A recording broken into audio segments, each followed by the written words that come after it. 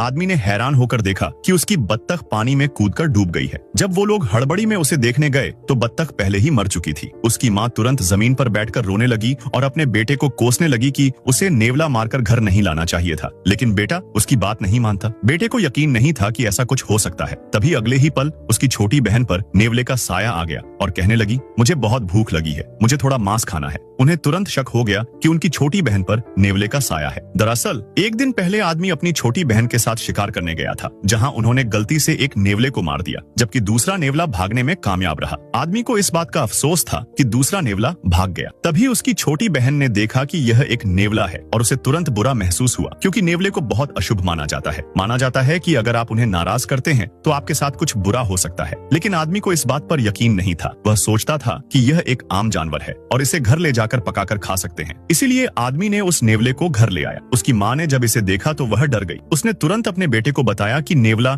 एक अशुभ जानवर है, जिसे लोग पीला देवता कहते हैं। ये जोड़े में रहते हैं, एक नर और एक मादा। अगर तुम इन दोनों को मारते तो ठीक था, लेकिन तुमने सिर्फ एक को मारा है, तो दूसरा बदला लेने के लिए जरूर वापस आएगा। माँ रोने लगी और कहने लगी कि अब हमने बड़ी मुसीबत मोल ले ली है। लेकिन बेटे को इस पर यकीन नहीं हुआ। उसे लगा कि यह सिर्फ एक आम जानवर है और इससे कोई फर्क नहीं पड़ेगा, इसलिए उसने उसे पकाकर खाने का फैसला किया। जब आदमी पानी पीने के लिए घर के अंदर गया तो उसकी माँ और छोटी बहन ने जल्दी से नेवले को दफना दिया, यह सोचकर कि उसकी आत्मा वापस आकर उनसे बदला न ले। बेटे को यह देखकर समझ नहीं आया और गुस्से में माँ को पूछने लगा। जब माँ ने देखा कि वह उसकी बात पर यकीन नहीं कर रहा है तो उसने उसे समझाया कि नेवले के शरीर में ज्यादा मांस नहीं होता, इसलिए इसे दफना देना ही सही है ताकि वह चैन से रह सके। यह देखकर आदमी मान गया। उसके बाद भी माँ परेशान थी और उसने बेटे को शहर से कुछ मांस खरीदकर नेवले की कब्र पर रखने के लिए कहा। लेकिन आदमी को लगा कि उसकी माँ बेतुकी बातें कर रही है। उसने कहा कि जब हम इंसानों को ही मांस खाने को नहीं मिल रहा तो हम उसे नेवले की कब्र पर क्यों रखें? यह तो खाने की बर्बादी है। लेकिन अगली सुबह कुछ बुरा हो गया। उसकी छोटी बहन ने देखा कि उनके सभी मुर्गे मुर्गियाओं कुएं में कूद रहे हैं। जब वे बाहर देखने गए तो उन्होंने यह डरावना दृश्य देखा। बाद में माँ ने जब सुना कि उसकी छोटी बहन को मांस खाना है तो उसने अपने बेटे को बत्तख को निकालकर उसे पकाने के लिए कहा। लेकिन आदमी ने रसोई में जाकर देखा कि उसकी छोटी बहन कुछ अजीब कर रही थी। वह डर गया। तभी उसने देखा कि उसकी छोटी बहन एक कच्ची बत्तख को पकड़े हुए कुछ कर रही थी। यह देखकर वह चौंक गया।